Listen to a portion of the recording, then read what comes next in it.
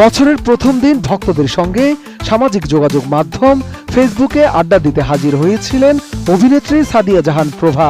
সেই আড্ডায় তিনি ভক্তদের নানা মন্তব্যের উত্তর দেন, যেখানে উঠে আসে তার জীবনের নানা ঘটনা। অনেকদিন পরে আমি লাইভে আসলাম, ভাবলাম যে আপনাদের সাথে একটু গল্প করি। তবে সে আনন্দ ঘন আড্ডায় অভিনেত্রী ক্ষিপ্ত হয়ে যান এক ভক্তের প্রশ্নে, যা এড়িয়ে না গিয়ে প্রভাও তার অবস্থান পরিষ্কার করেছেন। বিয়ের পরিকল্পনা নিয়ে প্রশ্ন করায় বেশ কড়া ভাষায় কথা বলেছেন এই অভিনেত্রী। যদি অশিক্ষিতর মতো করে যদি কোনো কমেন্টস কেউ করেন, চেষ্টা করবো অ্যাভয়েড করতে, বাট আমি কথা দিতে পারছি না। এর আগে আড্ডার শুরুতে ভক্তদের সতর্ক করে প্রভা জানিয়ে রেখেছিলেন, ব্যক্তিগত বিষয়ে কোনো প্রশ্ন করলে তিনি উত্তর দেবেন না। তারপরও লাইভে নতুন বছরের শুভেচ্ছার পাশাপাশি অপ্রাসঙ্গিক প্রশ্নের মুখেও পড়তে হয় প্রভাকে। মূলত প্রভা নিষেধ করার পরও এক ভক্ত প্রশ্ন করে বসেন, বিয়ে করবেন কবে? প্রশ্নটি শোনা মাত্রই বেশ বিরক্ত হন প্রভা।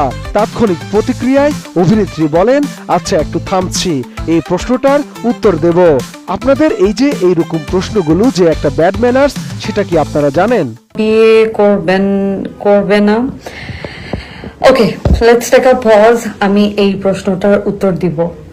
আচ্ছা ভাই, আপনার এই যে এইরকম কোয়েশ্চেন গুলো যে এটা একটা ব্যাড ম্যানার্স, সেটা কি আপনারা জানেন? অভিনেত্রী প্রভা আরো বলেন, বিয়ে হবে কবে? বিয়ে হচ্ছে না কেন? বাচ্চা নিচ্ছ না কেন? ডিভোর্স হয়ে গেল কেন? আপনাদের কি মনে হয়?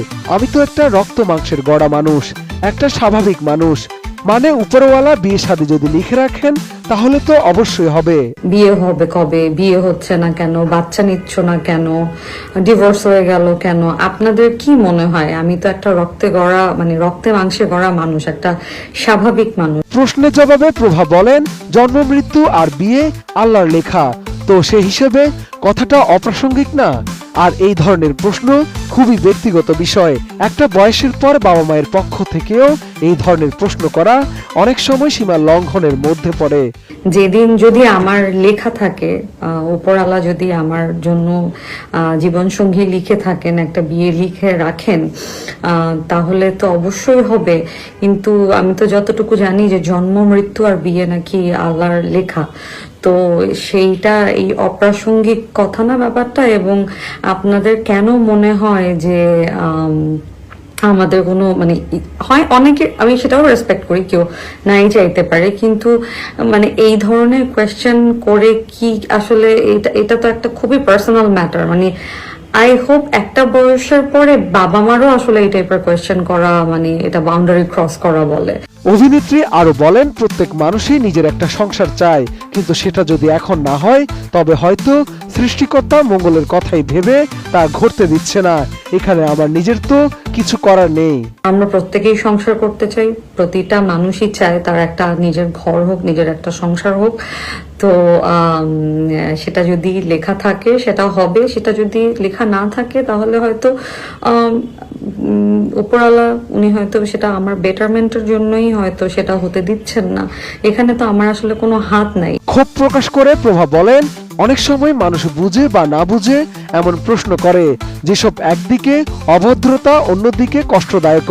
এটা আপনারা অনেকেই বোঝেন না। এই টাইপের কোয়েশ্চেন গুলা যে করেন, বুঝে করেন যে এই টাইপের কোয়েশ্চেন করাটা একটা ইনডিসেন্সি বা মানুষকে কষ্ট দেয়া বা এটা তো আমি তো একটা দুর্বলই পয়েন্ট। হ্যাঁ, বর্তমানে সব আলোচনা সমালোচনা ছাপিয়ে বেশ ব্যস্ত সময় পার করছেন সাদিয়া জাহান প্রভা।